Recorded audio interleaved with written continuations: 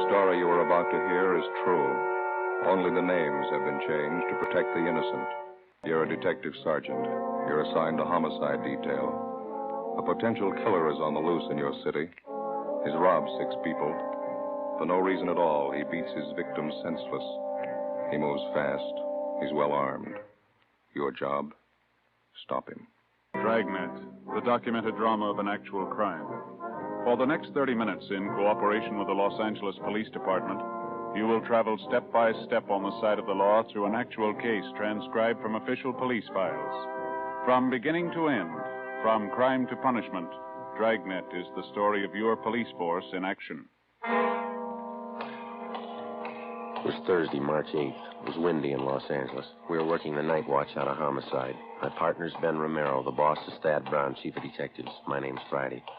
I was on the way back from the record bureau. It was 11:45 p.m. when I got to room 42. Homicide. Joe? Hi, Bill. Romero called about 5 minutes ago. He's on his way in from Georgia Street. Oh, thank you. The captain still around? He's gone for the night. You can catch him at home if you want to. Trouble? Well, the rattlesnake bandit got 2 more couples tonight. Right. Bad? About the same as the last 3 jobs he pulled. Pretty vicious. Gave the victims a bad going over. Who are they? Young salesman, his girlfriend. They were parked up in the Silver Lake area. Bandit robbed him. When he didn't find enough money in the young fellow's wallet, he pistol whipped him, messed him up quite a bit. Why'd he do that? Oh, there's no reason for it. The young girl in the car had an engagement ring on. She offered to hand it over. The bandit pulled her out of the car, punched her in the face, hit her quite a few times. Guy just seems to be looking for blood, that's all. No leads on him, huh? No, not so far. It looks like I'm out. Have you got any aspirin, Bill? Yeah, I got a fresh bottle this afternoon. Lousy headache. I've had it all night. How about the thief's M.O.? The same, huh? Well, it has been so far. He works the outlying districts, parking areas. Doesn't seem to be any reason at all for these sluggings. The victims all agree on that. No provocation at all. The guy just seems to get a kick out of punching in somebody's face. 2 pills in it? Oh, yeah, that's fine, thank you. Boys in robbery turn up anything? No, neither have we. Bandit operates in hot cars. He's got a few good prints to work with. No make, though. The guy works alone, huh? Well, he did for the first 2 jobs. Last few times he had a bright-looking blonde with him. Good-looking, you know, nice figure. Victims say that she stands by and just seems to egg him on. Seems to get a big thrill out of him, I guess. Hi, Bill. Joe? Hi. How'd you do, man? Doctor didn't think it'd be a good idea to bother him too much tonight. We can talk to him tomorrow. Well, how about the hold-up man's description? Did you get that? Yeah, from the girl. Matches what the other victims gave us. She didn't see the getaway car, though. Didn't have a chance.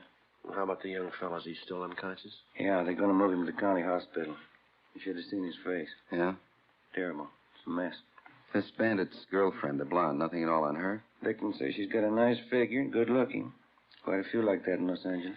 What are they getting out of these stick-ups anyway? Can't be too much, huh? Oh, that's just it. None of the heists have netted them more than $50. Hardly worth the trouble. Hot shot. I'll get it. What is it? Wait a minute. Rattlesnake bandit. He got another couple. Where? South end of Echo Park. Yeah? He shot both of them. Together with Cummings and McCready from homicide, Ben and I drove to the scene of the holdup and shooting in the Echo Park area. The victims were identified as Ralph Younger, 34, a high school English teacher. He'd been beaten severely about the face and neck and shot once through the right shoulder. His companion was a Thelma Donovan, 26, a grade school teacher. She'd been shot through the temple just above the eyes. She was still alive, but in a critical condition. We questioned Ralph Younger briefly before he was removed by ambulance to the Georgia Street Receiving Hospital. His description of the holdup man tallied exactly with that of the rattlesnake bandit. He also gave us the description and license number of the getaway car. We got out a broadcast and an APB. A routine check of the area failed to turn up any leads. 11 a.m. the next morning, Ralph Younger told us the story from his hospital bed. I was teaching Thelma how to drive, Sergeant. We were going along that side street when the sedan pulled up, forced us over to the curb. And your friend, Miss Donovan, was sitting in the driver's seat then? That's right. I got out on my side and started over to ask this fellow what he was doing, crowding us like that.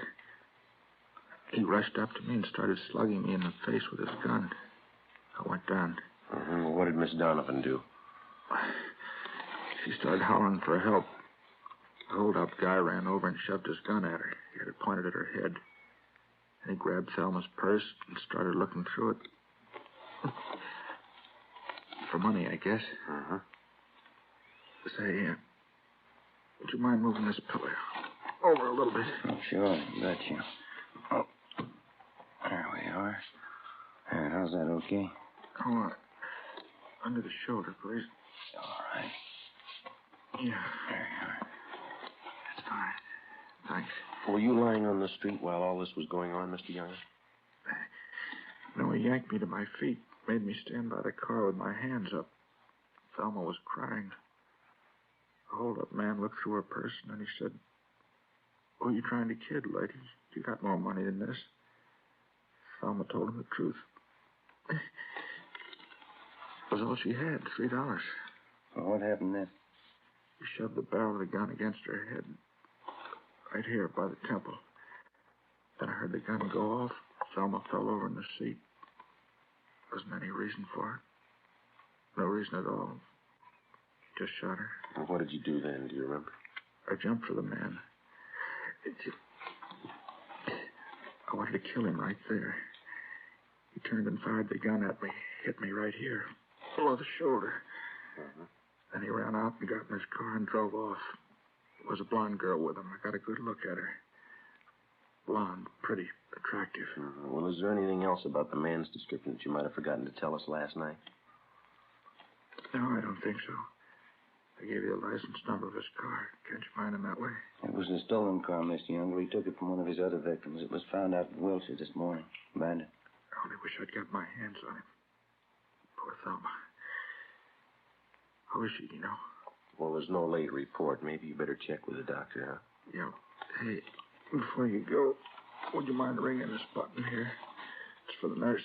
The shoulder's giving me trouble again. Yeah, okay. Well, thanks very much, Younger. Sure hope that shoulder of yours gets better. I hope so. Goodbye. We'll be checking with you later on. Yeah, okay. Come on, then.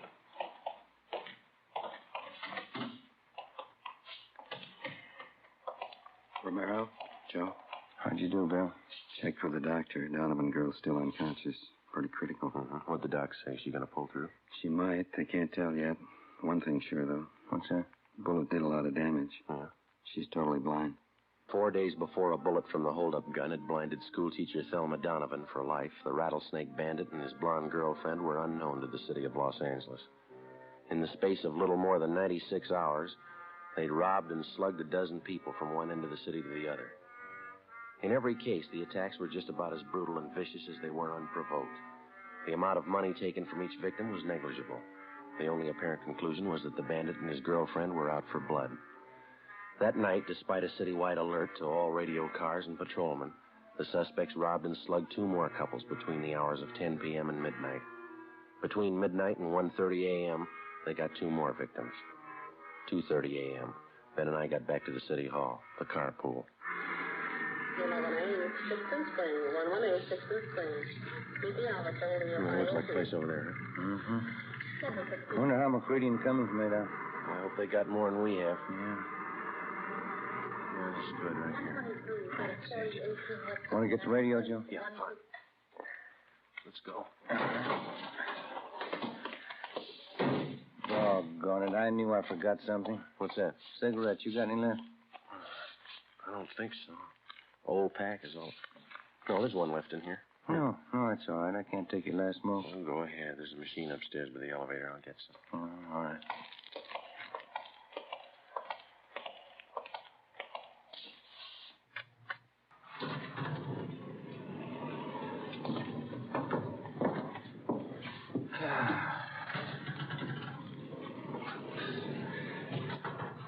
I sure better get these shoes half soled. I'll be walking around in my stocking feet pretty soon. You just got them a couple of weeks ago, didn't you? Yeah, that's right. Tops are as good as new. Soles of the darn things went just like that. No wonder they had them on sale. Yeah.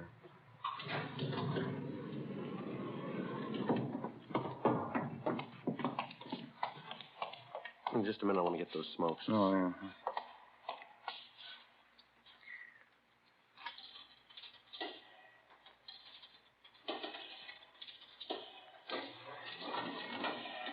Skipper say he was going to stay around? Until about 2, yeah. He's probably gone by now.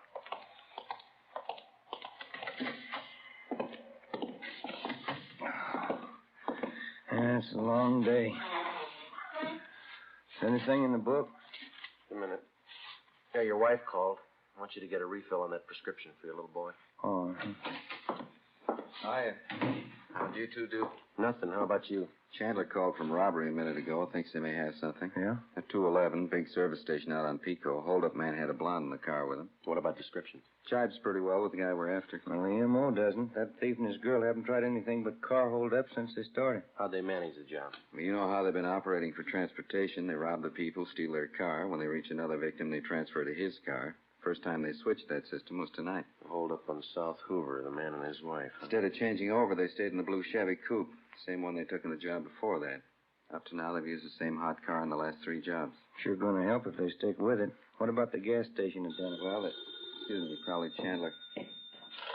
Homicide Cummings. Yeah, Glenn. Uh-huh. 5 Paul, 389. Right, thanks. They dug up a witness to the gas station job. Suspects drove off in a blue Chevy coupe. License 5 Paul 389. Same car, huh? That stops me. What was the take? $23. Slugged the attendant, took off. The broadcast's out. Area's been alerted. Nothing yet. Okay, Ben. Yep. Sure is growing into a long night. Yeah, you gonna cover, huh, Bill? Yeah, till Fergie gets back. Right. Well, we'll be checking with you. Guy? Homicide Romero. Yeah. How's that? Yeah, right, thanks. Drugstore on South Fig, 211, slugging. Blonde girl drove the escape car. Yeah? 5 Paul, 389. In the next 3 hours before dawn, the Rattlesnake Bandit and his blonde girlfriend held up and robbed a restaurant and 2 more service stations and made good their escape. For some unknown reason, they continued to use the same stolen car, the blue Chevrolet coupe. By noontime the following day, composite pictures of the hold-up couple were drawn up by the crime lab artist from the descriptions given by the victims. The pictures were printed up and given wide distribution throughout the city.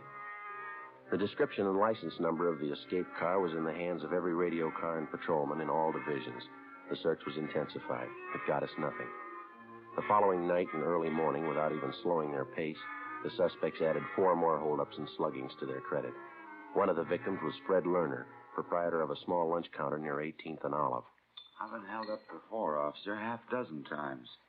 Never saw a punk as hard-looking as this guy, though. You're sure about the description, Mr. Lerner? Well, he stood just as close as you're standing to me now. Wild look in his eye, waving that gun around. I wasn't taking any chances. I gave him everything. Well, how much was that? $18.50. Well, how about the getaway car? You're pretty sure of the make and the color? Well, I ran to the door there as soon as they left. Saw him drive off. There's a license. I wrote it down. It's 5P389. I saw the whole thing. Sure surprised Lois would tie up with a punk like him. Lois? Who's that? Well, you know, the blonde who drives the car for him, Lois Hagen. Well, how do you know that's her name? She used to be a waitress, worked for my brother. Lois Hagen, blonde. I spotted her right away in that car. Yeah? Yeah, sure, Lois. Didn't you know it was her? 7:30 a.m. We put in a call to the record bureau and had them check on the name and description of Lois Hagen. No make, no previous record. With the help of Fred Lerner and his brother, we traced the Hagen girl to a drive-in where she used to work. There, we checked the employment records and got an address on her. 1800 Norwich Drive. Turned out to be a small apartment house in West Hollywood. Ben checked with the landlady while I waited in the car. Train to point 2. 1 KB, train to point 2, unit 135. Well, that's it. What'd you get? Talked to the landlady. She's managed the apartment for 16 years. Yeah? She never heard of Lois Hagen. Tuesday, March 13th. That night and the one following, the Rattlesnake Bandit and his blonde girlfriend, supposedly Lois Hagen, continued their campaign of holdups and sluggings. They robbed 2 liquor stores, an all-night cafe, a cigar shop, and 2 more service stations. In each case, the descriptions of the suspects and their getaway car was the same. Routine investigations got nowhere. Ben and I went to work checking out the thin lead that we had on the girl known as Lois Hagen. After 3 days of pounding the pavement and asking questions, we found 2 former waitresses at drive-in restaurants who had worked with Lois Hagen. Both of them gave us addresses where they thought the Hagen girl had lived at one time. One of them was a phony. It was a vacant lot. The other panned out. It was a rooming house out in the Boyle Heights district. The manager told us that the Hagen girl lived there 2 years before. She told us that as far as she knew, the girl's mother, a Mrs. Ernestine Hagen, still ran a small French laundry on South Hobart Boulevard. We found Mrs. Hagen working in her shop. She was a small, thin woman with gray hair. Yes, I have a daughter, Lois. What's the matter? I'd like to talk to her, Miss Hagen. Do you know where we can locate her? Probably sounds funny to you. I haven't seen my daughter in 2 years. Well, do you have any idea where she's living, ma'am? No, she's not much of a daughter. We didn't get along. As I say, 2 years ago we had an argument. She left me. Never wrote a letter. I just don't know. I see. I heard she was living in Detroit for a while. I guess she's back here now.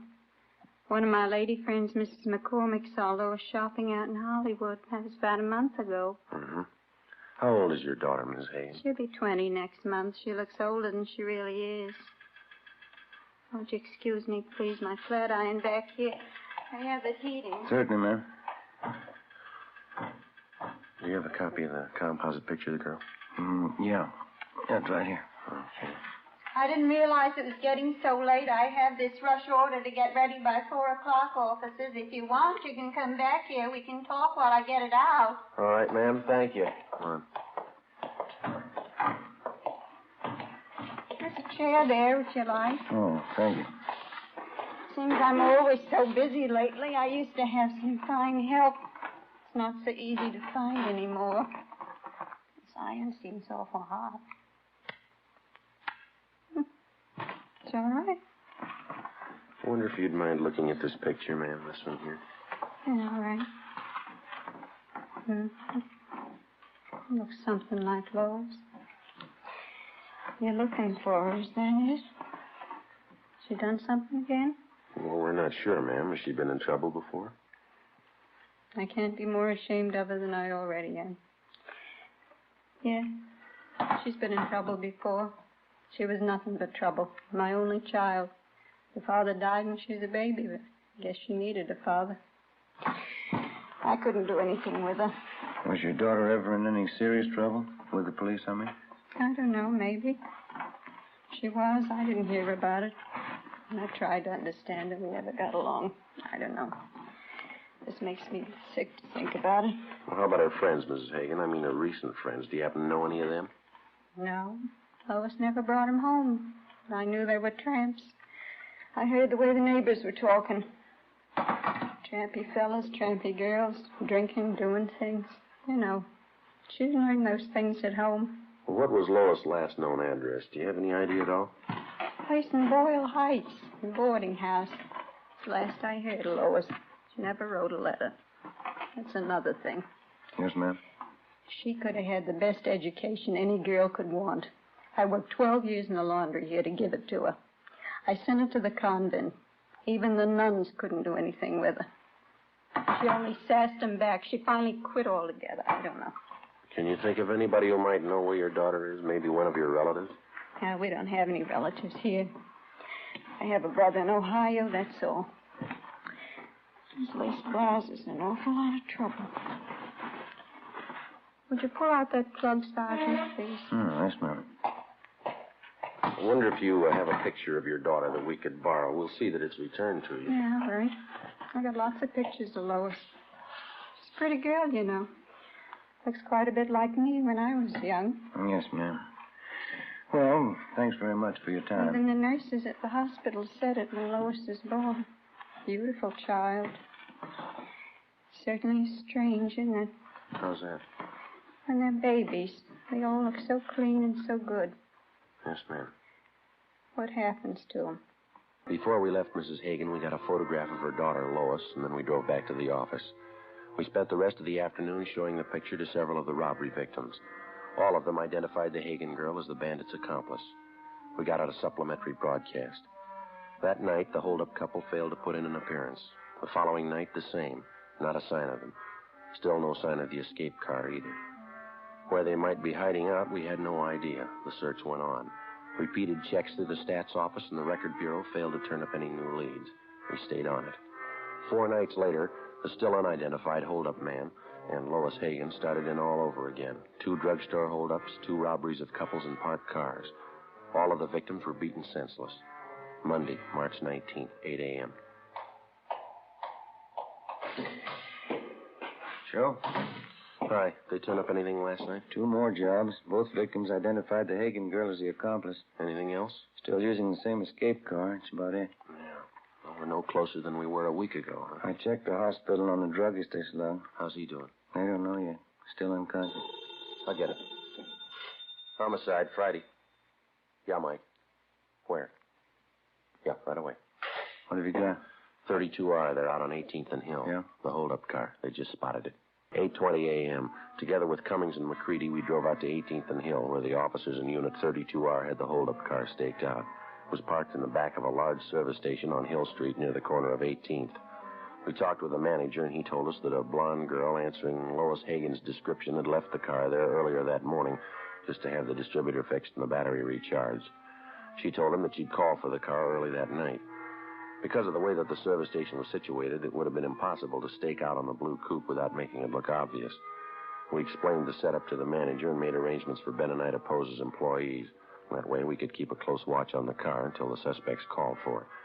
Cummings and McCready holed up in a coffee shop directly across the street. 2 teams of men from robbery covered from their vantage points. Ben and I took up our posts as supervisors of the station's 10-minute car wash.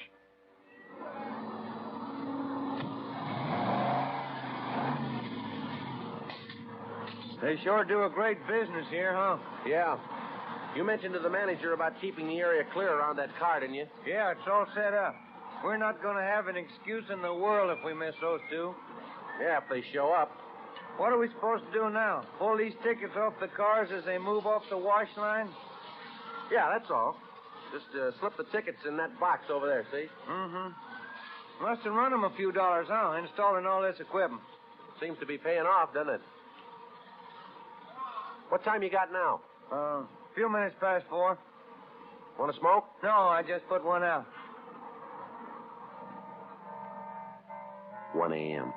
Ben spotted a young blonde girl turn the corner onto Hill and start up the street toward the service station. As she came closer, she looked to the right and the left. She paused in front of the station, looked on both sides of the street, and then she turned completely around and walked on past. It's Lois Hagen. She's going right down to the corner.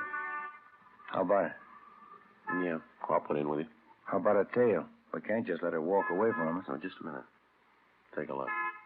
She's turning around. Coming back this way. She's coming in. Yeah, we better get back to our car. Looks like it. Come on. Right. The young blonde entered the garage office, paid the repair bill, and drove off in the hold-up car. Ben and I followed in 80K. Cummings and McCready tailed us. The blue coupe moved 2 blocks down Hill Street and then turned into an apartment garage. We parked on the street, went in and got the manager out of bed. We showed him Lois Hagen's picture. He told us that she was registered alone in apartment 16. He failed to recognize the description of the hold-up man. McCready and 3 men from robbery covered the front and back exits. Cummings, Ben, and I climbed the stairs to the 3rd floor. Number 16. Joe, you want to ring it?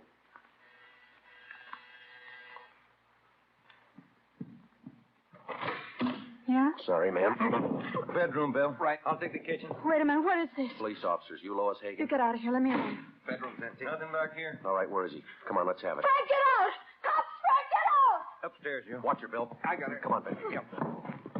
Upstairs, Joe. Watching? Yeah, hold it. Frank, get out! The cops! Come on down, coppers. Give me room. Give it up, mister. You haven't got a chance. Give me room. I'm coming down. We got the building covered, mister. Give it up. Look out, Joe.